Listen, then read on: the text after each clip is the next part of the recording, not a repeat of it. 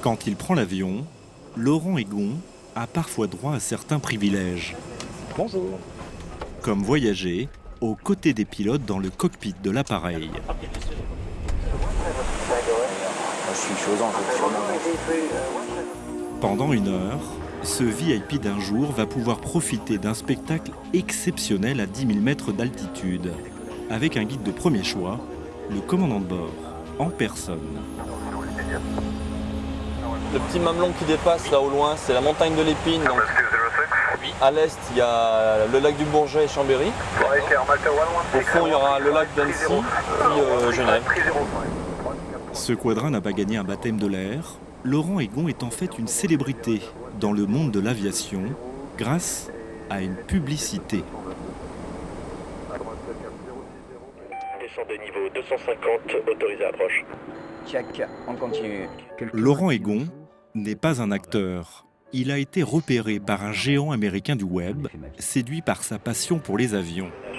J'ai toujours été fasciné, attiré par les avions, mais j'étais peut-être mal orienté quand j'étais plus jeune.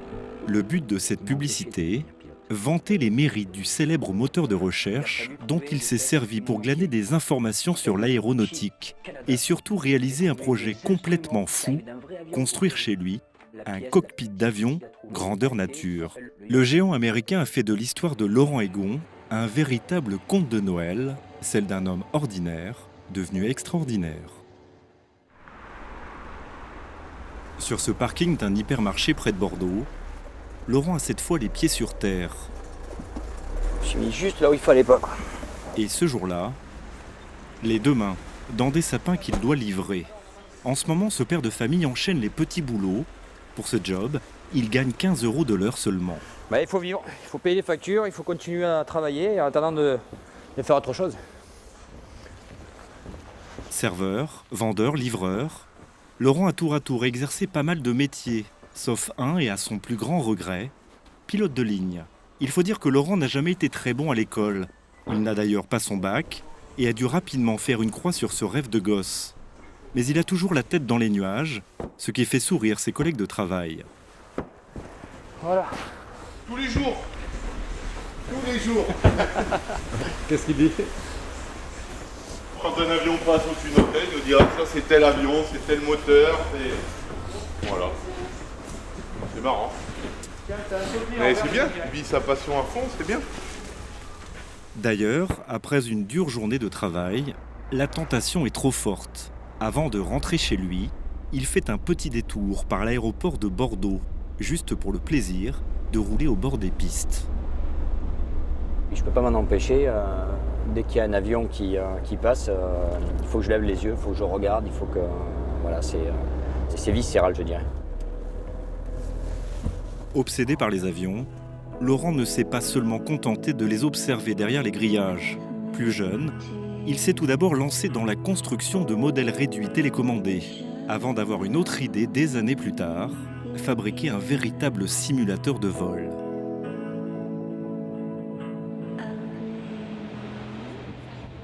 C'est à Lacanau, à quelques kilomètres de la plage, qu'il vit avec Karine, sa compagne. Merci madame. Le couple habite dans un 3 pièces de 80 mètres carrés, un petit salon et 2 chambres, celle des enfants et celle des parents.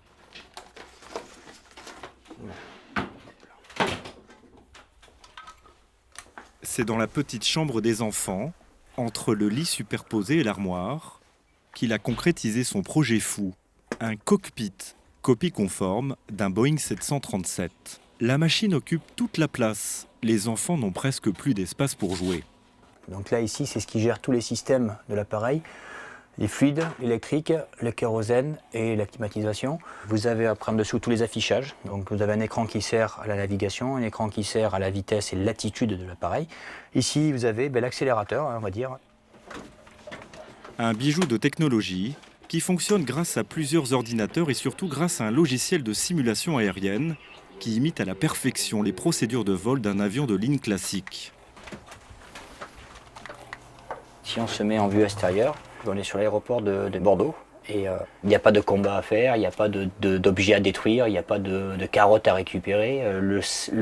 L'idée est simplement de recréer un vol de A à Z, sachant que on est assis et qu'on est confortable. Et maintenant, on va allumer. Chaque jour, pendant plusieurs heures, il imite les gestes effectués par les vrais pilotes. Laurent a mis 7 ans pour construire cette belle machine. Elle lui a coûté 30 000 €, une somme qu'il a économisée petit à petit, une passion dévorante et envahissante pour Karine, sa compagne. Quand il m'a dit « Est-ce qu'on pourrait couper le mur du salon pour que je puisse rentrer dans mon cockpit ?» Alors là, j'ai dit « Peut-être pas. On va peut-être pas détruire la maison. » Et quand je l'ai vu réaliser les sièges de Boeing, commencer pas à pousser les murs, mais presque, je me suis dit « Ouh là là, qu'est-ce qu'il va me faire ?» Aujourd'hui, elle comprend qu'elle ne peut plus lutter car Laurent n'est pas le seul à naviguer dans ce monde virtuel de l'aviation. En France, 10 000 personnes passeraient leur temps libre dans le cyberciel grâce à Internet. Là, je vais aller voir justement combien il y a de personnes qui sont en train de voler ce soir. Chaque point représente un avion virtuel. Voilà, tout ça est en train de voler actuellement un petit peu partout dans le monde.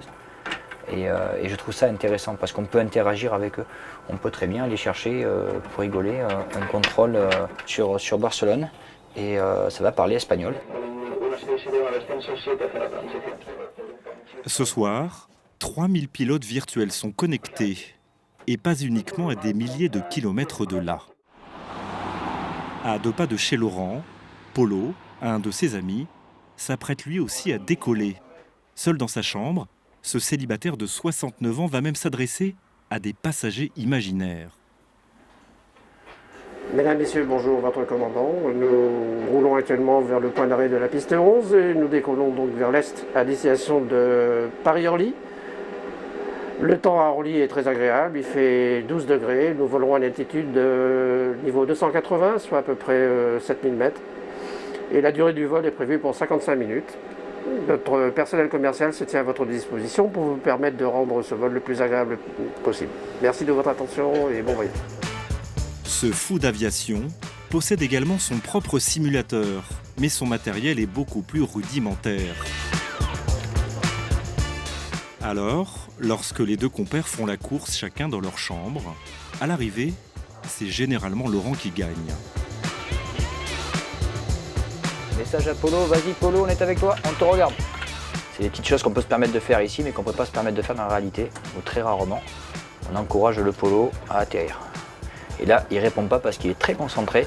Petit moment de solitude. Polo aurait même de quoi être jaloux de son voisin, car les aventures de Laurent ont dernièrement pris une toute autre dimension. C'est après un article paru dans la presse locale qui vantait ses exploits que le bricoleur du dimanche a été contacté par le fameux géant américain du web. La suite, c'est cette pub, vue à ce jour par 3 millions de personnes sur Internet. Autorisé approche. Check, on continue. Quelqu'un a dit un jour, fais de ta vie un rêve. J'ai simplement pris un rêve et j'en ai fait ma vie. Pour ce spot, Laurent a touché seulement quelques milliers d'euros. Peu importe, pour lui l'impact est énorme. C'est un petit peu la même chose que lorsqu'on peut gagner au loto une grosse somme. On ne se rend pas compte. On s'est dit, waouh, ça a été vu sur telle chaîne, avec une chaîne publique, avec des millions de téléspectateurs. Et le matin, j'avais peur de sortir de chez moi. Depuis la diffusion, Laurent reçoit des dizaines d'appels de professionnels bluffés par ses prouesses. Laurent s'est fait un nom dans le monde de l'aviation. Il est même régulièrement invité un peu partout en France pour faire part de son expérience. Direction Roissy-Charles de Gaulle en banlieue parisienne. À 2 pas des pistes, Laurent et sa compagne ont rendez-vous dans un centre d'entraînement pour pilotes de ligne. Bonjour. Merci à vous. Merci à vous de nous accueillir d'abord. Parce que La directrice du lieu a été séduite par l'histoire de Laurent. Alors elle lui a proposé de tester l'un de ses simulateurs de vol dernier cri. C'est sur ces monstres de technologie de plusieurs millions d'euros que sont formés des pilotes professionnels du monde entier. Dans ce bâtiment, 8 machines qui restituent au millimètre près les mouvements d'un avion. Elles sont louées 500 € de l'heure par des compagnies aériennes. Ici, Laurent est comme un gamin dans un magasin de jouets. Wow. Je suis scotché. La dernière fois que j'avais vu ça, c'était à la télévision et je me disais, si un jour j'ai la chance de rentrer là-dedans, j'aurais réussi mon coup. Pendant 2 heures, il va avoir le privilège de piloter l'une de ces machines, réservées d'habitude à des professionnels, un vrai challenge. Car cette fois, il ne s'agit pas de dompter un simulateur bricolé dans son garage. Wow.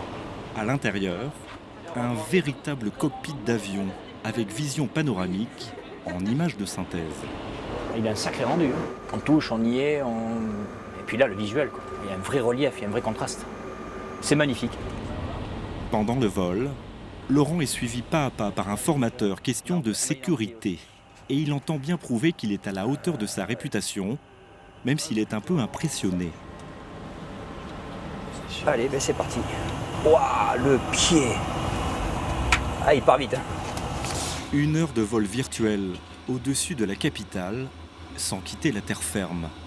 Un moment de pur bonheur pour Laurent. Je comprends mieux ce que ça veut dire que voler là. Là, je comprends vraiment mieux ça. Il faut rester très doux aux manches et il se laisse faire. C'est un bel oiseau. C'est vraiment un bel oiseau. Aujourd'hui, il réalise enfin son rêve d'enfance, se glisser l'espace d'un instant dans la peau d'un vrai pilote de ligne. Sous les yeux de l'instructeur, il va même pousser la performance jusqu'à atterrir sans pilote automatique. Ah. Waouh. Franchement, chapeau, on est posé sur la piste et entier, sans rien casser. C'est avec des étoiles plein les yeux que l'équipage redescend sur Terre. Et contre toute attente, Laurent a fait un parcours sans faute. Je pensais pas, je pensais pas que j'aurais une telle sensation. Quoi. Je pensais pas que. En tout cas, bravo. T'as réussi à atterrir comme il faut. Une expérience qui va le conforter largement dans ses futurs projets.